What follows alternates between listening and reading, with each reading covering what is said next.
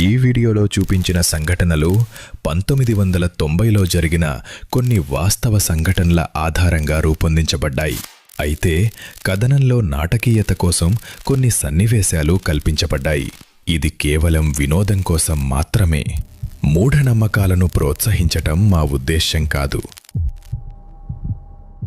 మనం దెయ్యాల కథలు చాలా వినుంటాం, సినిమాల్లో చూసుంటాం.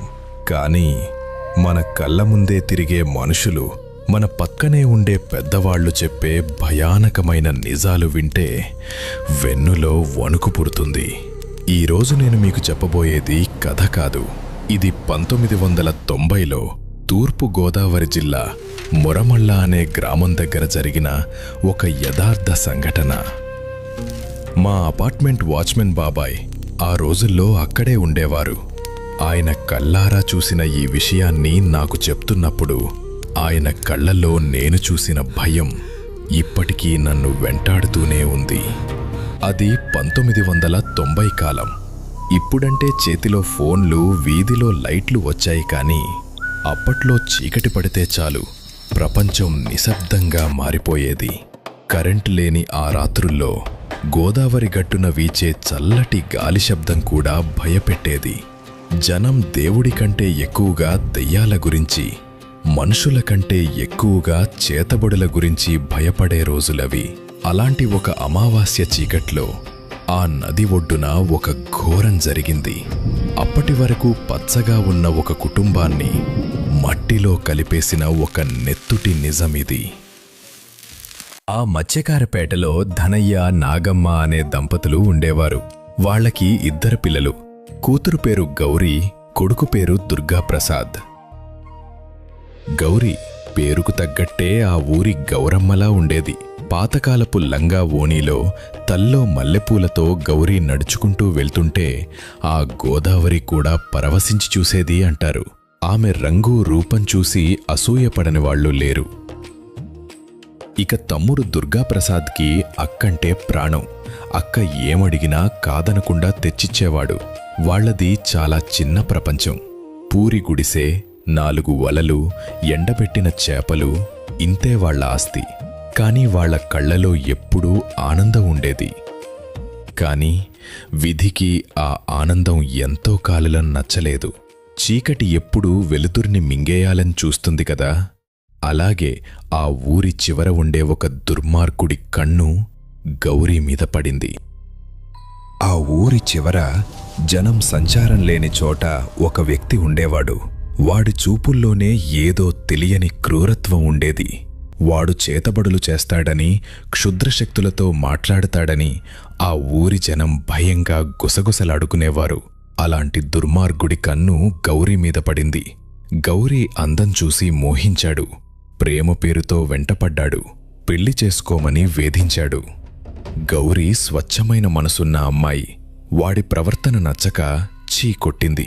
అందరి ముందు వాడిని అవమానించి పంపించేసింది. కాని ఒక దుర్మార్గుడికి తగిలే గాయం వాడిని మనిషిగా మార్చదు, ఇంకా క్రూరమైన మృగంలా మారుస్తుంది. నన్నే కాదంటావా? నాకు దక్కనిది ఇంకెవరికీ దక్కకూడదు. నువ్వు మనిషికి కాదు, మట్టికి దక్కాలి అని శపథం చేశాడు. అర్ధరాత్రి ఊరు మొత్తం నిద్రపోతున్న వేళ శ్మశానంలో కూర్చుని గౌరీ పేరు మీద క్షుద్ర పూజలు మొదలుపెట్టాడు. నిమ్మకాయలు, ఎర్రటి కుంకుమ, రక్తం మరకలతో ఆ గోదావరి గాలిని కూడా కలుషితం చేశాడు. అప్పటి వరకు ఆరోగ్యంగా నవ్వుతూ తిరిగిన గౌరీ ఉన్నట్టుండి మంచం పట్టింది. మొదట జ్వరం అనుకున్నారు. కాని రాను రాను ఆమె పరిస్థితి చూసి తల్లిదండ్రుల గుండె ఆగిపోయేలా తయారైంది. ఆమె శరీరం చిక్కిపోతుంది, కాని కడుపు మాత్రం ఉబ్బిపోతుంది. కళ్ళ కింద నల్లటి వలయాలు వచ్చాయి. రాత్రులు నిద్రపోయేది కాదు. ఎవరో తన గొంతు నులుముతున్నారని, ఊపిరి ఆడట్లేదని అరుస్తూ లేచేది. ధనయ్య ఎంతోమంది డాక్టర్లకు చూపించాడు. ఎన్ని మందులు వాడినా జబ్బు ఏంటో ఎవరికీ అర్థం కాలేదు.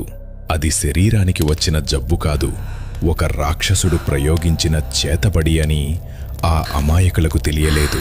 చివరగా ఒక పౌర్ణమి రోజు రాత్రి గౌరీ ఆఖరి శ్వాస విడిచింది.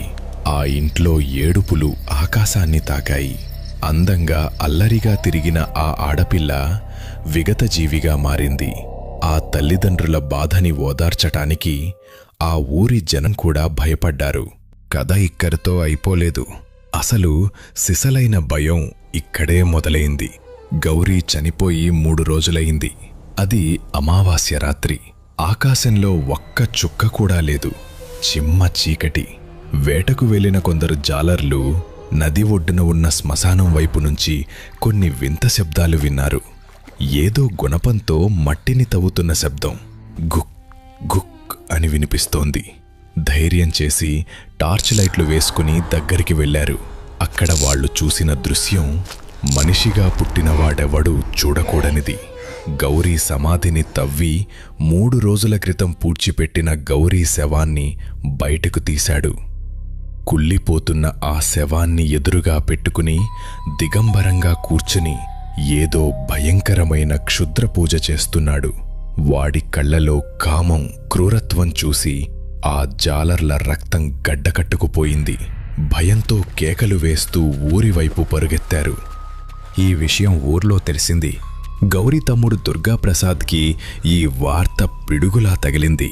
చచ్చిన తర్వాత కూడా నా అక్కను వదలవారా అని ఆవేశంతో ఊగిపోయాడు.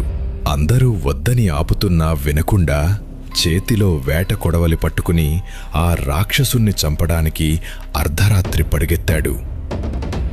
కాని దుర్మార్గానికి బలం ఎక్కువ అంటారు. ఆ మాంత్రికుడి ఇంటికి వెళ్లిన దుర్గాప్రసాద్ వాడిని ఎదిరించలేకపోయాడు. వాడు ఏదో మంత్రం చదివి ఊదాడో లేక ఏమైనా తినిపించాడో తెలియదు కాని దుర్గాప్రసాద్ నిస్సహాయంగా ఇంటికి తిరిగి వచ్చాడు. ఇంటికి వచ్చిన గంటకే సరిగ్గా వాళ్ల అక్కలాగే అదే లక్షణాలతో నోటి నుండి నురగలు కక్కుతూ గిలగిలా కొట్టుకుని దుర్గాప్రసాద్ కూడా ప్రాణాలు వదిలాడు.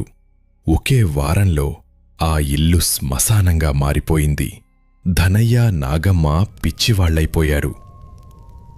అయితే పాపం ఎప్పుడూ దాగి ఉండదు. ఆ కుటుంబం అంతమయ్యాక ఆ వ్యక్తి మొరమళ్ళ వదిలి పారిపోయాడు. వేరే ఊరు వెళ్ళి అక్కడ కూడా ఒక అమాయక అమ్మాయి మీద ఇలాగే ప్రయోగం చేయడానికి చూశాడు. కాని అక్కడ జనం ఊరుకోలేదు. వాడిని పట్టుకుని చెట్టుకు కట్టేశారు. అయితే వాళ్లు వాడిని చంపలేదు. వాచ్మెన్ బాబాయ్ ఒక వింత విషయం చెప్పాడు. చేతబడులు, మంత్రాలు చదివేవాడికి నోట్లో 32 పళ్ళు ఖచ్చితంగా ఉండాలట. ఒక్క పన్ను లేకపోయినా ఆ బీజాక్షరాలు పలకలేరు, ఆ మంత్రం ఫలించదట. అందుకే ఆ ఊరి జనం వాడి నోట్లో ఉన్న 32 పళ్లను పీకి పారేశారు. వాడి నోరు రక్తంతో నిండిపోయింది. మళ్లీ ఇంకెప్పుడూ నోరు విప్పి మంత్రం చదవలేని స్థితిలో వాడిని బతికున్న శవంలా వదిలేశారు. గౌరీ, దుర్గాప్రసాద్ తిరిగి రాలేరు. కాని ఆ రాక్షసుడికి బతికుండగానే నరకం కనిపించింది అంటారు. ఇది నిజంగా జరిగిందో లేక గోదావరి గాలిలో కలిసిన ఒక కట్టుకదో తెలియదు. కాని మురమళ్ళ వైపు వెళ్తే మాత్రం ఇప్పటికీ ఆ పెద్దవాళ్లు ఈ కథను భయంగా చెప్పుకుంటారు.